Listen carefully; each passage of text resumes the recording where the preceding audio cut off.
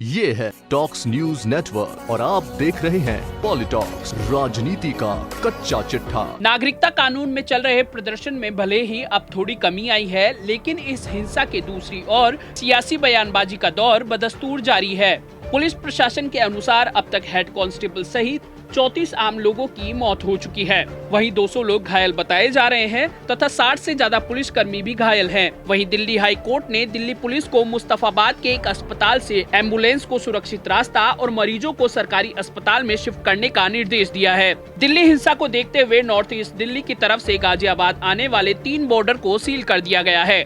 दिल्ली में जारी हिंसा और हुए जानमाल के नुकसान को लेकर कांग्रेस अध्यक्ष सोनिया गांधी के नेतृत्व में राजधानी दिल्ली में एनआईसीसी की एक बैठक हुई। बैठक के बाद प्रेस कॉन्फ्रेंस को संबोधित करते हुए कांग्रेस की राष्ट्रीय अंतरिम अध्यक्ष सोनिया गांधी ने जमकर दिल्ली की केजरीवाल सरकार और केंद्र की मोदी सरकार पर निशाना साधा। उन्होंने नाम न लेते हुए बीजेपी नेता कपिल मिश्रा का भी जिक्र किया और साथ ही गृह मंत्री अमित शाह की भूमिका पर भी सवाल उठाते हुए उनसे नैतिकता के आधार पर इस्तीफा देने की मांग की। बैठक के तुरंत बाद प्रधानमंत्री नरेंद्र मोदी ने अपने आधिकारिक ट्विटर हैंडल से ट्वीट करते हुए आमजन से शांति बनाए रखने की अपील की। पीएम मोदी ने 2 ट्वीट किए। अपने पहले ट्वीट में उन्होंने लिखा, दिल्ली के विभिन्न हिस्सों में व्याप्त स्थिति पर व्यापक समीक्षा की गई है।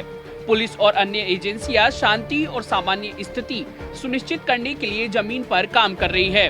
उन्होंने अपने दूसरे ट्वीट में लिखा, शांति और सद्भाव हमारी प्राथमिकता है। मैं दिल्ली के अपने बहनों और भाइयों से हर समय शांति और भाईचारा बनाए रखने की अपील करता हूं। यह महत्वपूर्ण है कि शांत हो और सामान्य स्थिति जल्द से जल्द बहाल हो।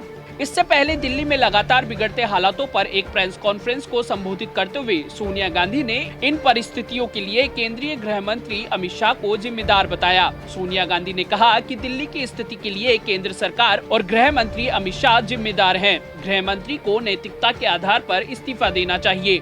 सोनिया गांधी ने दिल्ली हिंसा को प्री प्लान घटना बताया। सोनिया ने सवालों की झड़ी लगाते हुए पूछा कि रविवार को गृह मंत्री कहां थे और क्या कर रहे थे। हिंसा वाली जगहों पर कितनी पुलिस फोर्स लगी।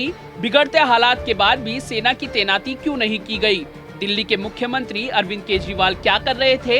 इतना ही नहीं, सोनिया गांधी ने नाम न लेते हुए बीजेपी नेता कपिल मिश्रा पर भी निशाना साधा और दिल्ली में उपजे हालातों के लिए मिश्रा के भड़काऊ बयान को जिम्मेदार बताया। सोनिया ने कहा कि बीजेपी नेता के 3 दिन के अल्टीमेटम बयान से लोग उग्र हो गए और आगजनी व पत्थरबाजी की घटनाएं हुई। सोनिया ने मिश्रा पर कोई कार्रवाई न होने पर भी सवाल उठाया। बैठक में कांग्रेस महासचिव प्रियंका गांधी, डॉक्टर मनमोहन सिंह और रणदीप सिंह सुरजेवाला सहित कई कांग्रेसी नेताओं ने भाग लिया। वहीं एनआईसीसी की बैठक से पहले कांग्रेस नेता और पूर्व गृह मंत्री पी चिदम्बरम ने दिल्ली पुलिस पर निशाना साधा। चिदम्बरम ने अपने ट्वीट में कहा कि चाहे गृह मंत्री हो या फिर गृह मंत्रालय, सरकार का कर्तव्य है कि वह हिंसा को रोके। हिंसा सोमवार से जारी है और अब भी हिंसा की घटनाएं हो रही हैं। यह दिल्ली पुलिस की भारी विफलता को दिखाता है। वहीं पंजाब के मुख्यमंत्री कैप्टन अमरिंदर सिंह ने नागरिकता संशोधन कानून को केंद्र की मोदी सरकार की भारी गलती बताया। सीएम अमरिंदर सिंह ने दिल्ली में हो रही हिंसा पर कहा कि सीएए पर ऐसी सार्वजनिक प्रतिक्रिया स्वाभाविक है। सीएम सिंह ने ये भी कहा कि जब तक केंद्र सरकार सीएए पर अपनी गलती का एहसास नहीं करती और इसे हटा नहीं देती, तब तक लोगों का गुस्सा खत्म नहीं होगा, बल्कि बढ़ता ही जाएगा।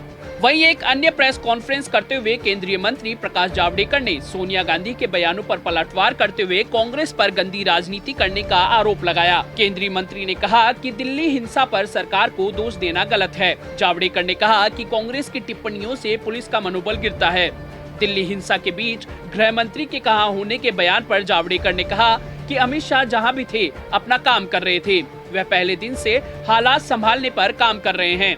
उन्होंने सभी दलों की बैठक में इस बारे में चर्चा की और दंगा भड़काने वालों की भी जांच की जाएगी। वहीं केंद्रीय कानून मंत्री रविशंकर प्रसाद ने भी कांग्रेस पर सस्ती राजनीति करने का आरोप लगाया। केंद्रीय मंत्री ने कहा कि दिल्ली में हालात सामान्य करने की कोशिश की जा रही है। वहीं कांग्रेस को तनाव के बीच राजनीति बंद करने को कहा। पॉलिटॉक्स ब्यूरो, दिल्ली।